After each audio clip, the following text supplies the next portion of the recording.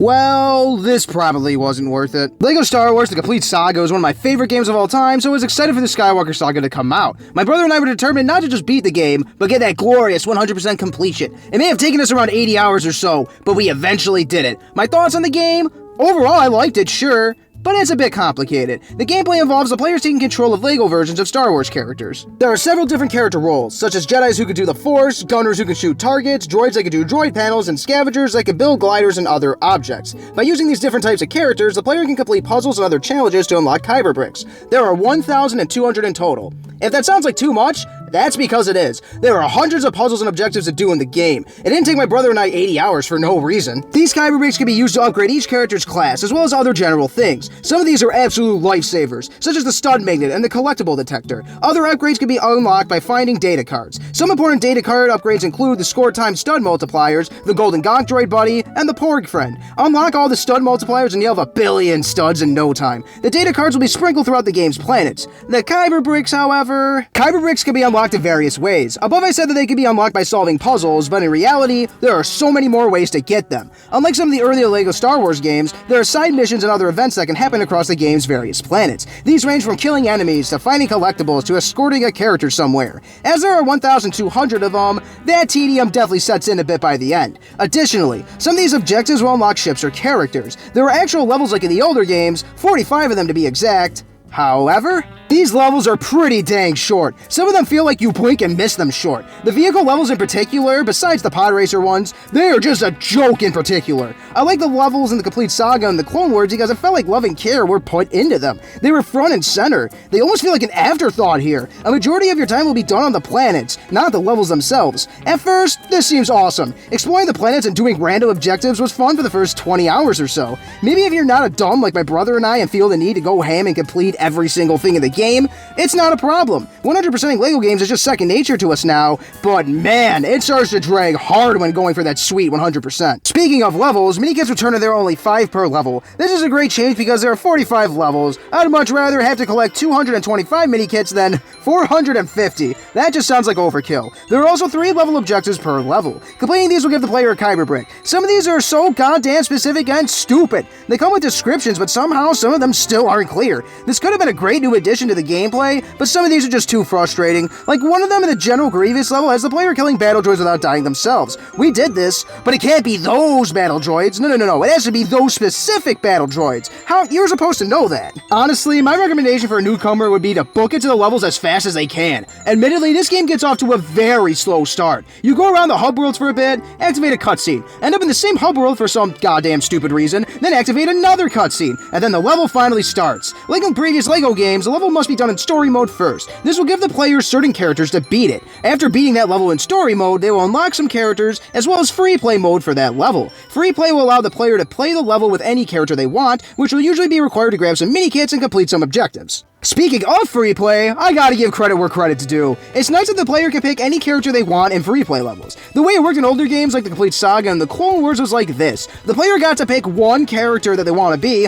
then the game would just give them a random assortment of characters afterward. So say my brother and I wanted to bring Droideka because he's fast, Grievous because he's a badass, and Jango Fett because he can fly. Well, we can't do that in older games. We can only pick 2. Here though, I'll repeat. The whole cast can be picked in any level. There will be a reserve for roughly 12 characters or so for quick switching. The player can customize these 12 character slots or so in any way they would like. But now I gotta pick on free play in a couple of ways. Sometimes trying to fit a character into one's lineup is more difficult than it should be. One time I tried to fit Jango Fett in there and it simply would not let me. It kept exiting out of the menu and not adding him for reasons, I guess. Another thing that bothered me is the fact that sometimes it forced the player to be a specific character. Like against Grievous, for example. The game forces the player to be Obi-Wan at points. I did not play free play to be Obi-Wan, goddammit. If I want to fight Grievous as Gonk Droid, that should be my own goddamn business. Back to the game's planets, there are 24 total, which means that there is no shortage of things to do. Some of these, such as Coruscant, are ridiculously large, which can both be a blessing and a curse. It's fun to wander around, go sightseeing, and knock out certain objectives. Planets like these make 100%ing the game a bit intimidating, especially since this is one of those planets that have different sections in them.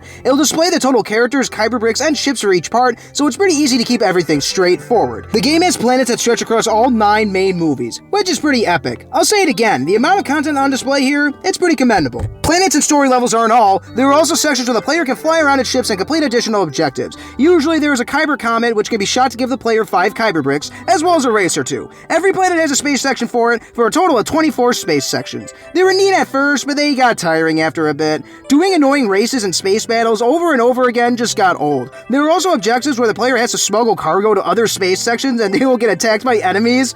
Oh, these got annoying quickly. Once the player has enough funds, they can get attacked by a capital ship, such as the Death Star. After destroying its turrets and nearby ships, the player can board it. They will then be attacked by whoever owns the ship. After defeating them, they can then buy it. This will act as a pseudo hub world and have about a dozen Kyber bricks that they can get. These tasks will be similar to tasks that they could do on other planets, but it's still pretty fun. The last thing they can be known to unlock goodies are the galaxy challenges. There are 10 total and some of them have the player running around the whole goddamn galaxy. For example, Where's the Wookiee will have the player find this Wookiee in over 30 locations. Another one will have the player hunt down and shoot down 10 golden ships in the space sections. Another one has the player hunting down and destroying 20 mouse droids. Another one will have the player save 20 porgs by shooting their cages open. If one treats this like a collectathon, it can actually be pretty fun. By the end, though, I kind of found these to be draining. The combat has been overhauled, and it's pretty neat. If the player can string together a couple of hits, they can start up a combo. The gunners are also retooled in the fact that there are pseudo first-person shooting segments. These can be considered trivial by some because the combat is stupidly easy. You're mostly just fighting droids and stormtroopers after all,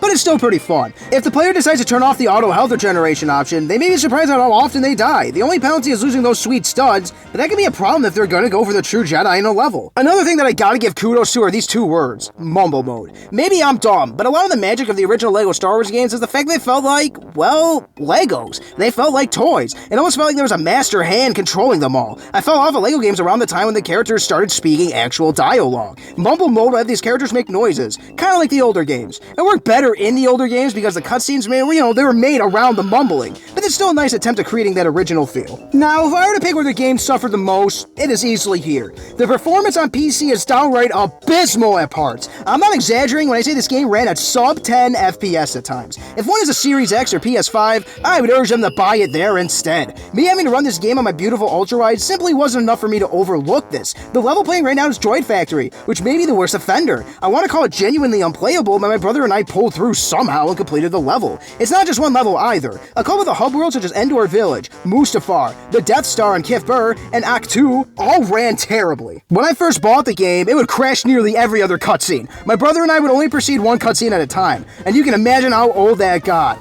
It got patched out later on, but it's still a goddamn $60 product that should have run better in the first place at launch. Even after some of the patches, there are still occasional crashings. It ruins the flow of the game when you have to boot it back up and listen to annoying-ass Ray. First world problems, I suppose, but I'm sick of AAA publishers treating PC as a second fiddle to the console releases. These should have run equal to, or better than the PS5 and Xbox Series versions, but alas, that's just not the case here. I have a Ryzen 7 3700X as well as a NVIDIA 2070 Super. It's not a beast PC or anything like that, but it should be enough to run a goddamn LEGO game at a constant 60 FPS. I heard a rumor that the devs wanted to use Unity as the engine for the Skywalker Saga, but the higher-ups are cheap bitches and forced them to use their shitty in-house engine. So no shade thrown at the devs here, as I believe they tried their best given the circumstances. But screw the higher-ups that are all multi-millionaires that could have afforded the royalties and made the developers' lives easier and made the end product better. But hey, that's great for you. Another thing that I will pick on are the cutscenes. I think they go a bit over the top at points, even in situations where they shouldn't. Take Qui-Gon's death, for example. It was actually semi-serious in the Complete Saga. It still had some LEGO goofiness, if you want to call it that, like Darth Maul's legs standing upright even after he fell in the center, but in the Skywalker Saga,